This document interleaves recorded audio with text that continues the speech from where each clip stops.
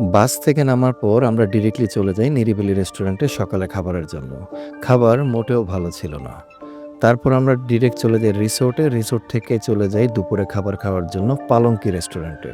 Over hyped এই রেস্টুরেন্টের ৳২৭০০+ বিল এসেছিল আমাদের খাবার-দাবারের। বাট খাবার ততটা মুখরোচক ছিল না।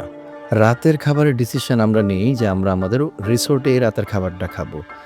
তো আমরা রাতের খাবার খাওয়ার জন্য যখন রিসোর্টে যাই, দেখলাম ওদের রেস্টুরেন্টটা খুবই গোছালো, খুবই সুন্দর একটা রেস্টুরেন্ট এবং ওদের খাবার যখন আমরা খাওয়া শুরু করি, believe me it's totally outstanding.